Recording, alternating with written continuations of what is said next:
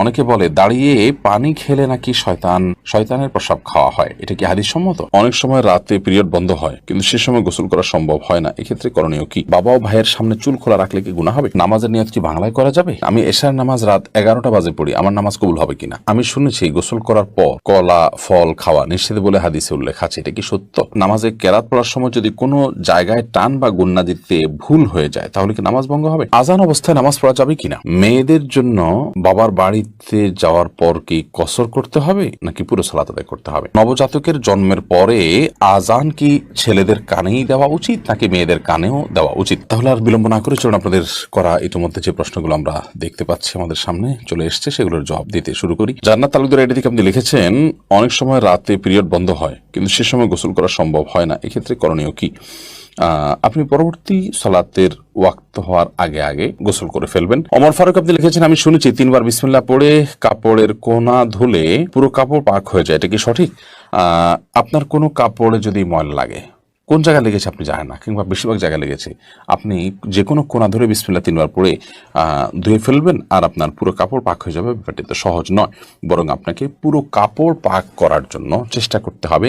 যদি সেটা অস্পষ্ট হয়, কোথায় হারিয়ে গেছে আপনি না জানেন, আর যদি জানেন তাহলে যেই জায়গা না পাক লেগেছে শুধুমাত্র ওই জায়গাটাকে ধুয়ে আপনি পাক করে ফেলবেন, তাতে ইনশাআল্লাহ আপনার কাপড় পবিত্র হয়ে যাবে। সুমনা এর দিকে আপনি লিখেছেন, নামাজের নিয়ত কি বাংলায় করা যাবে? নিয়ত মানে তো মনের ইচ্ছা, মনের যে ইচ্ছা, মনের যে টার্গেট, মনের যে লক্ষ্য, আপনি কি নামাজ পড়ছেন, কোন সময় পড়ছেন, এটাকে উপস্থিত করতে পারা, এটাকে জাস্ট আপনার মাইন্ডে আপনি হাজির করলেন, মুস্তাহাজার যেটাকে বলা হয়, সেটাই যথেষ্ট। বাংলা আলাদা করে বা আরবিতে কোনো ভাষাতেই নিয়ত মুখে উচ্চারণ করার দরকার নেই। নাজিম আহমেদ শুভ্র এডি থেকে আপনি লিখেছেন, আমার বাবা আমার মায়ের মোহর পরিশোধ না করে মারা গেছেন, এখন কি আমি আমার বাবার পক্ষ হয়ে মোহরের অর্থ আমাকে দিতে পারবো? হ্যাঁ ভাই শুভ্র, অবশ্যই আপনি আপনার বাবার হয়ে আপনার মাকে মোহরের অর্থ দিতে পারবেন। এবং এই মাসআলাটি আমরা অনেকে জানি না যে যদি কোনো মানুষ জীবদ্দশায় তার স্ত্রীকে মোহর না দিয়ে মারা যান, তাহলে তার মৃত্যুর পর তার যে পরিত্যক্ত সম্পদ আছে সেখান থেকে তার যে ঋণগুলো পরিশোধ করা হবে, তার মধ্যে থেকে তার মায়ের যে মোহর বাবদ প্রাপ্য টাকা সেটাও কিন্তু পরিশোধ করতে হবে, অর্থাৎ সেটাও ঋণের মধ্যে থাকবে। এমডি আব্দুল আপনি লিখেছেন, আমি এশার নামাজ রাত 11টা বাজে পড়ি, আমার নামাজ কবুল হবে কিনা? এশার নামাজ রাত 11টা পড়লে সেটা হয়ে যাবে। বিশেষ করে রাতের 1/3 পর এশার সালাত আদায় করা উত্তম। মধ্যরাতের আগ পর্যন্ত এশার নামাজ পড়া জায়েজ। মধ্যরাতের পরে যদি কেউ ভোরাতেও পড়ে তাহলে সেক্ষেত্রে সেটাও জায়েজ হতে পারে নিরুপায় ব্যক্তির জন্য। সচরাচর কোনো ওজোর ছাড়া মধ্যরাতের পর পর্যন্ত এশাকে নিয়ে যাওয়া উচিত নয়। এখন এই মধ্যরাতটা কয়টা বাজে হবে এটা আপেক্ষিক বিষয়, কোনো মৌসুমে কোনো দেশে এক সময় হতে পারে, অন্য দেশে আরেক সময় হতে পারে। আমাদের দেশে শীতকালে মধ্যরাত এক সময় হয়, গরমকালে আরেক সময় হয়, কারণ গরমকালে রাত ছোট থাকে, শীতকালে রাত অনেক বড় থাকে। তো এটা ভ্যারি করবে যে সূর্য ডোবা থেকে নিয়ে শোবে সাদিক বা ফজর ওয়াক্ত শুরু হওয়া পর্যন্ত পুরো সময়টাকে ভাগ করে তার ঠিক মাঝামাঝি যে জায়গাটা সেখানে হলো আপনার আমাদের সীমানা, তার আগে আগে আমাদেরকে এশার সালাত আদায় করতে হবে। আর পরে করলে আদায় হয়ে যাবে, যদি ফজরের সালাতের ওয়াক্ত হওয়ার আগে আগে তাহাজ্জুদের সময় 3টা-4টা বাজে পড়েন তাও আদায় হয়ে যাবে, বাট এটা অনুচিত এবং এরকম বিলম্ব করা উচিত না। নবী করিম সাল্লাল্লাহু আলাইহি সাল্লাম ওয়াক্ত মতো সালাত আদায়ের উপর আমাদের খুব বেশি গুরুত্ব আরোপ করেছেন। সিরাত উর্মি ইসলাম এআইডি থেকে আপনি লিখেছেন, বাবা ও ভাইয়ের সামনে চুল খোলা রাখলে কি গুনাহ হবে? না, বাবা বা ভাইয়ের সামনে চুল খোলা রাখলে মেয়েদের জন্য গুনাহ হবে না। নিয়ামতুল্লাহ আপনি লিখেছেন, আজান অবস্থায় নামাজ পড়া যাবে কিনা? আজান চলাকালীন নামাজ পড়লে কোনো অসুবিধার নামাজ হয়ে যাবে, তবে ধরুন আজান শুরু হয়েছে, তখন আপনি নামাজের নিয়ত না করে আজানের জবাব দিবেন, এবং আজানের জবাব দেওয়া শেষ হয়ে গেছে তারপর আপনি এবার সালাতের নিয়ত করবেন।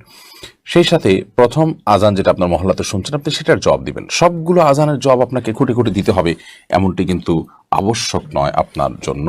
মেহরুনি আড়ি থেকে আপনি লিখেছেন, এশার নামাজ কাজা হলে ভিতরের নামাজও কি কাজা আদায় করতে হবে? জি, এশার নামাজ যদি কাজা হয় তাহলে সেক্ষেত্রে ভিতরের সালাতও তার সাথে আদায় করবেন। মেয়েদের জন্য বাবার বাড়িতে যাওয়ার পর কি কসর করতে হবে নাকি পুরো সালাত আদায় করতে হবে? দেখুন, মেয়েরা বিবাহের পর স্বামীর সংসারে যখন চলে আসেন এটাই তাদের বাড়ি, এটাই তাদের ঠিকানা, এটাই তাদের বসবাস। সেক্ষেত্রে তারা স্বামীর সাথে স্বামীর বাসা থাকবেন, তখন পুরো সালাত আদায় করবেন। আর বাবার বাড়িতে যখন যাবেন তখন সেটা তাদের আপনার বেড়ানোর জায়গা, এবং সেখানে তারা নিছকই গেস্ট, যার কারণে সেখানে কিন্তু তিনি আপনার পুরো সালাত আদায় করবেন না, বরং কসর সালাত আদায় করবেন যদি সফরের দূরত্ব হয়, সেটি অনেক দূরের হয়, এবং সেখানে তিনি মাত্র 2-4 দিন 5 দিন বেড়ানোর নিয়তে যান।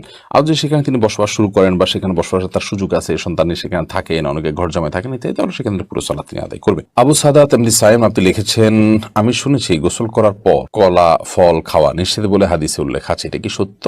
গোসল করার পর আর কলা বা ফল খাওয়া যাবে না এমন কোনো কথা কোরআন হাদিসে কোথাও আছে বলে আমার জানা নেই।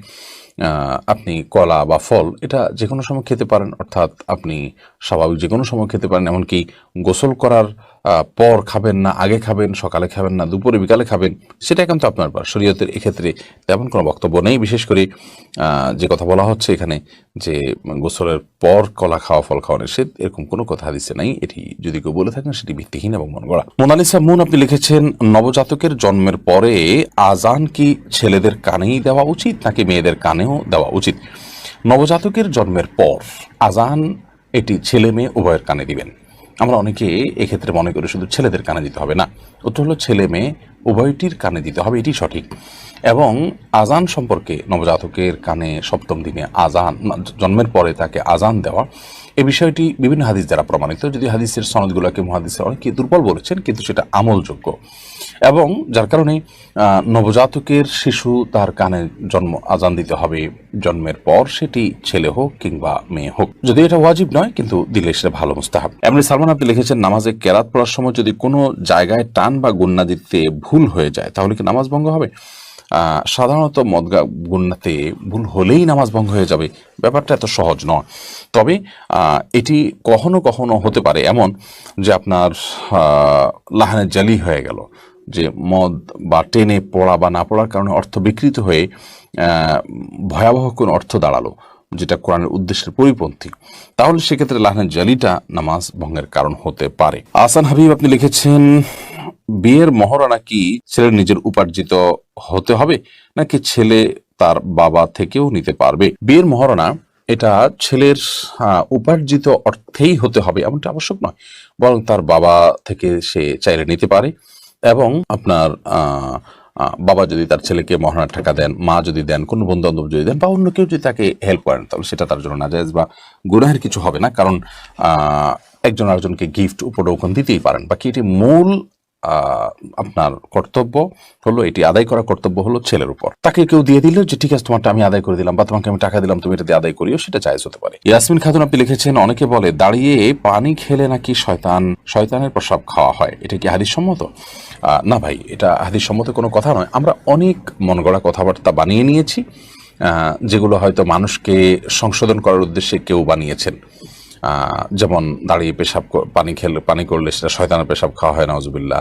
তারপরে কেউ যদি শুয়ে শুয়ে বই পড়ে তাহলে সেক্ষেত্রে ক্ষতি হয় মুখটা। তারপরে বই পড়ে যদি কেউ পৃষ্ঠা খুলে রেখে যায় তাহলে শয়তান পড়ে ফেলে। এগুলো সব লোকমুখে প্রচলিত এবং বানোয়াট কথা, যেগুলোর কোনো ভিত্তি কোরআন হাদিসে কোথাও নেই। এগুলো যারা বানিয়েছেন হয়তো বা তারা এই জন্য বানিয়েছেন যে ধরুন দাঁড়িয়ে পেশাব পানি খাওয়া তো আসলে স্বাস্থ্যের জন্য ভালো না, গলা আটকে যেতে পারে, আর শরীরের দৃষ্টিকোণ থেকে এটা ভালো জিনিস না। তো এই খারাপ কাজটা যাতে কেউ না করে সেজন্য একটু শক্ত করে একটা বানোয়াট কথা দিয়ে তাকে ভয় দেখায় দিলেন।